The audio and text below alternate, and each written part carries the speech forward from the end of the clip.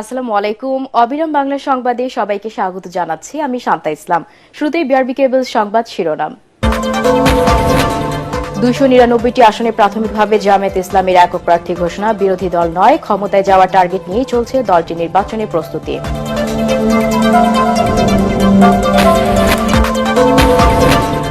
দুদকের মামলা থাকায় বিশ্ব স্বাস্থ্য সংস্থার দক্ষিণ পূর্ব এশিয়া আঞ্চলিক কার্যালয় থেকে সাইমা ওয়াজেদ পুতুলকে বাধ্যতামূলক ছুটিতে পাঠালো সংস্থাটি।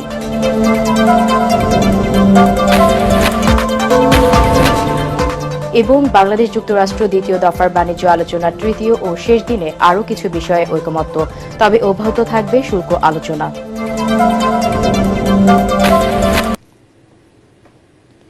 শুনছিলেন বিআরবি কেবলস সংবাদ শিরোনাম। এবারে জানিয়ে দেব বিস্তারিত সংবাদ। 299টি আসনে প্রাথমিকভাবে একক প্রার্থী ঘোষণা করেছে জামায়াত ইসলামী। এমন তথ্য জানিয়ে দলের সেক্রেটারি জেনারেল অধ্যাপক মিয়া গোলাম পরওয়ার জানিয়েছেন, বিরোধী দল নয়, ক্ষমতায় যাওয়ার টার্গেট নিয়ে নির্বাচনী প্রস্তুতি নিচ্ছে জামায়াত। তিনি জানান, সমমনা দলগুলোর সাথে জোট না করে আসন সমঝোতায় যেতে চায় তার দল। নির্বাচন আয়োজনের আগে মৌলিক সংস্কার শেষ করারও তাগিদ দেন জামায়াতের সেক্রেটারি। বিস্তারিত জানাচ্ছেন একরামুল হক সাইম।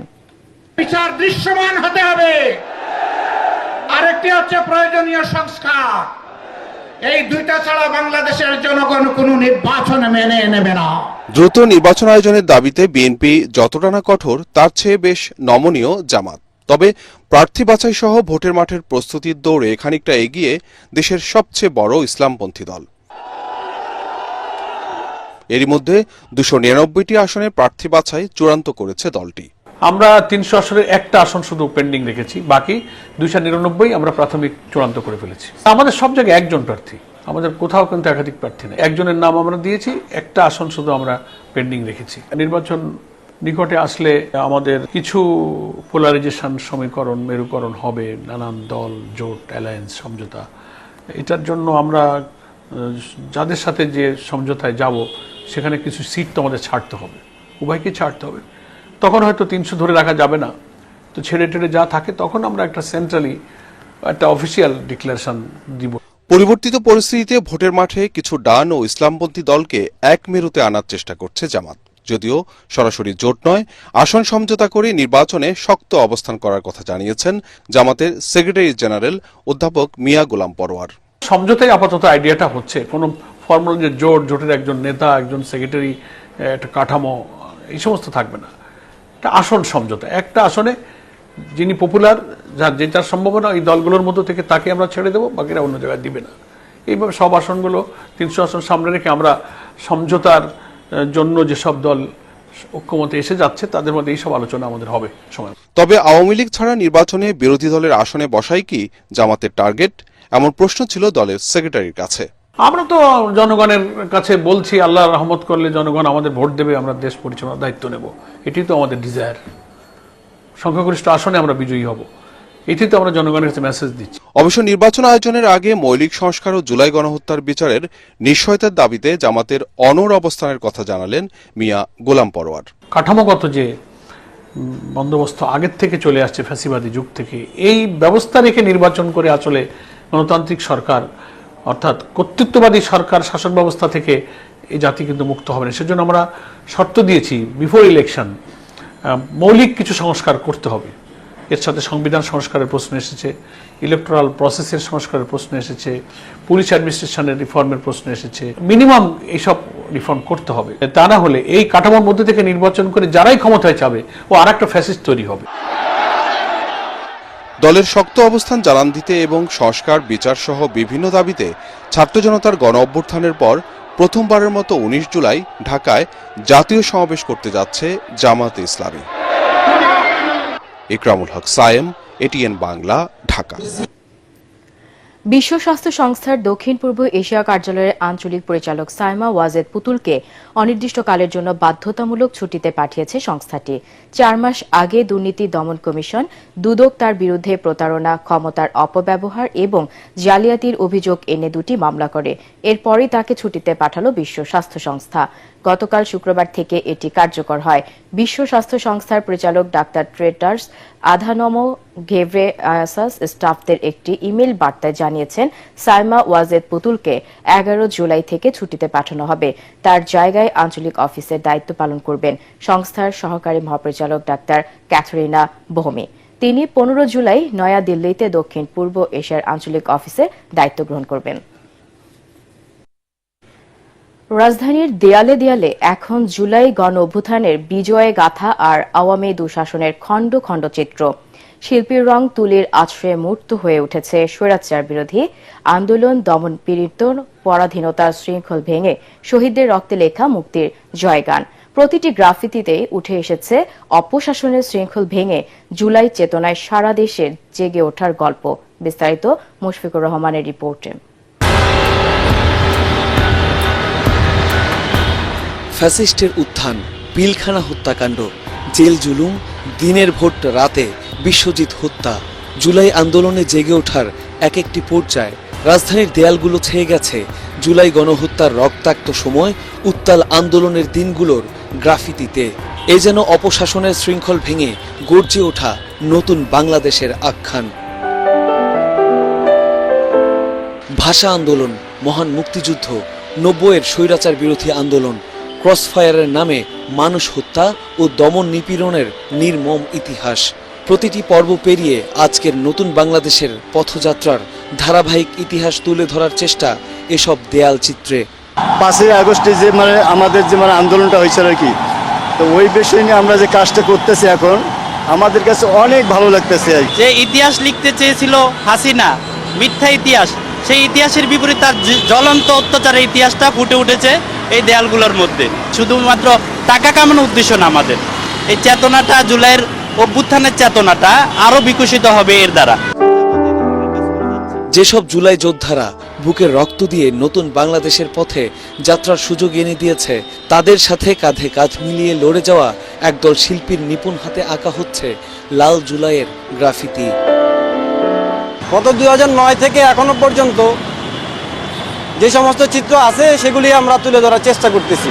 এতটুকু বলতে পারছি যে আমরা যে ছবি আঁকতেছি এবং যার বিরুদ্ধে ছবি আঁকছি, সেটা যেই হোক না কেন, যে কোনো সময় যে কোনো পরিস্থিতিতে শিল্পীরা ছবি এঁকে যাবে। কোথাও কোথাও এসব গ্রাফিতি মুছে ফেলার অপচেষ্টা চালাচ্ছে দুর্বৃত্তরা, তবে চেতনা মুছে ফেলে সাধ্যকার। লোগার হত্যার যে পিলারটা ছিল সেটাকে তারা সাদা রং করে স্প্রে করে দিয়ে গেছে এবং সেখানে একটা লেখাও আছে। কারণ শিল্পী তো তার চেতনাকে ধারণ করে, শিল্পী তো তার চেতনাকে আঁকার চেষ্টা করে, তার চিত্রগুলিকে তুলে ধরে। আপনি যত পরিস্থিতির মধ্যেই আসেন না কেন, সেটা আপনি পারবেন না কোনোভাবেই, এগুলি দমন করে রাখতে পারবেন না।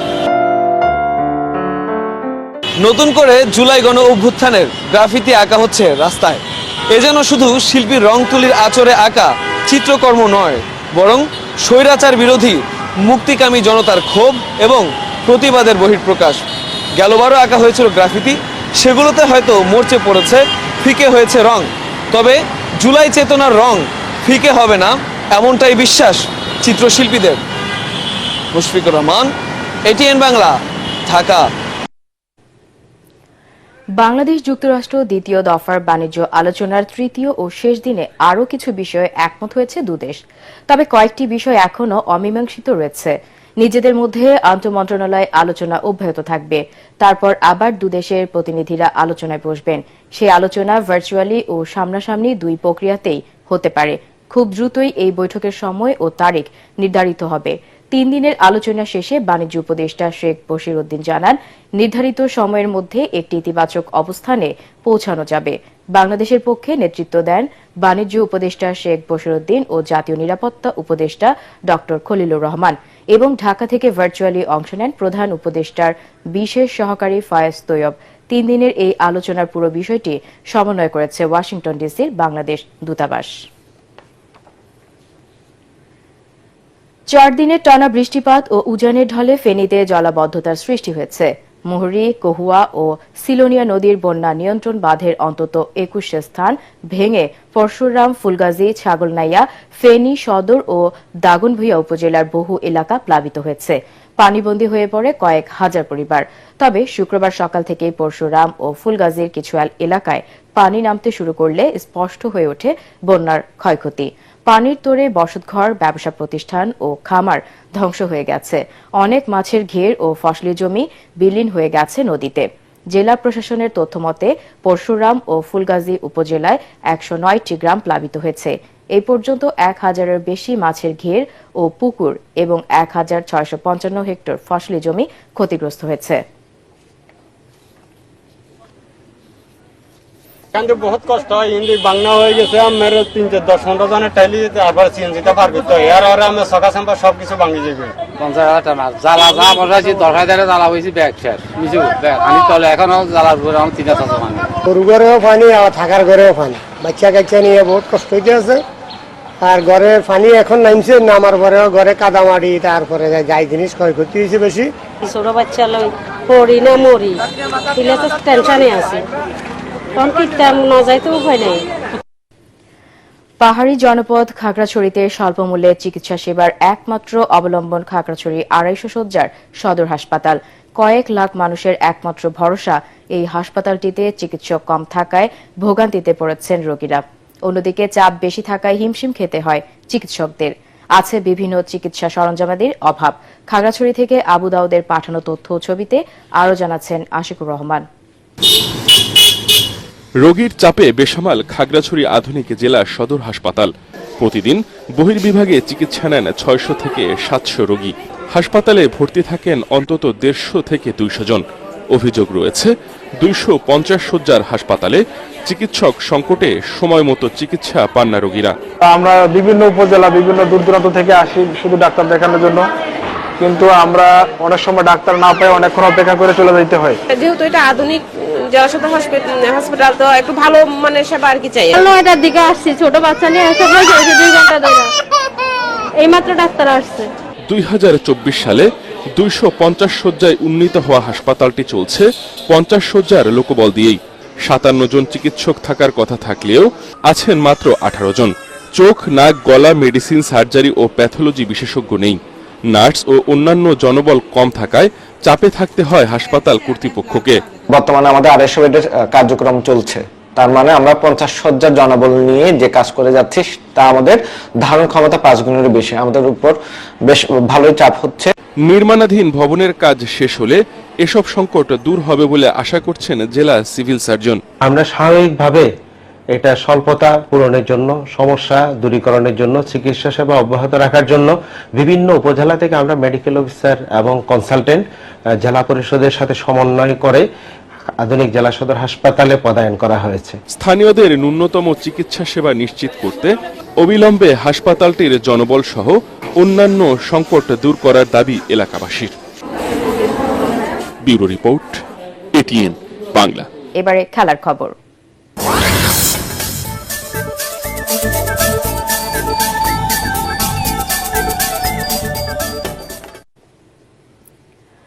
দ্বিতীয় দিনের খেলা শেষে জমে উঠেছে ইংল্যান্ড ও ভারতের মধ্যকার লর্ডস টেস্ট। জো রুটের সেঞ্চুরির পর 5 তুলে নিয়েছেন জসপ্রীত বুমরাহ। তবে 3 উইকেটে 145 রান নিয়ে ইংল্যান্ডের চেয়ে এখনো 242 রানে পিছিয়ে আছে ভারত। 4 উইকেটে 251 রান নিয়ে দ্বিতীয় দিনের খেলা শুরু করে ইংল্যান্ড। সেঞ্চুরি থেকে 1 রান দূরে থাকা রুট ছুঁয়ে ফেলেন 3 অঙ্কের ম্যাজিক ফিগার। 44 রানে থাকা বেন স্টোকসের উইকেট তুলে নেন বুমরাহ। বুমরার শিকার হওয়ার আগেই রুট করেন 104 রান। শেষ পর্যন্ত 387 রানে থামে ইংল্যান্ডের প্রথম ইনিংস। ভারতের জসপ্রীত বুমরাহ 74 রানে 5 উইকেট তুলে নেন। জবাবে দলের 13 রানেই ভারত হারায় যশস্বী জয়সওয়ালকে। দ্বিতীয় দিন শেষে 3 উইকেট হারানো ভারতের সংগ্রহ 153 রান। রাহুল 53 এবং ঋষভ পান্ট 19 রানে অপরাজিত থাকেন। 5 ম্যাচের সিরিজে এখন 1-1 সমতা। শেষ করার আগে বিআরবি কেবল সংবাদ শিরোনাম আরও একবার। 299টি আসনে প্রাথমিকভাবে জামায়াত ইসলামের একক প্রার্থী ঘোষণা। বিরোধী দল নয়, ক্ষমতায় যাওয়ার টার্গেট নিয়ে চলছে দলটির নির্বাচনী প্রস্তুতি।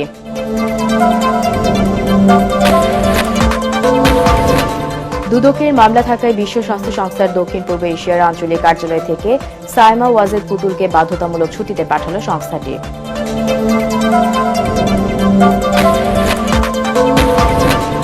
এবং বাংলাদেশ যুক্তরাষ্ট্র দ্বিতীয় দফার বাণিজ্য আলোচনার তৃতীয় ও শেষ দিনে আরও কিছু বিষয়ে ঐকমত্য, তবে অব্যাহত থাকবে শুল্ক আলোচনা।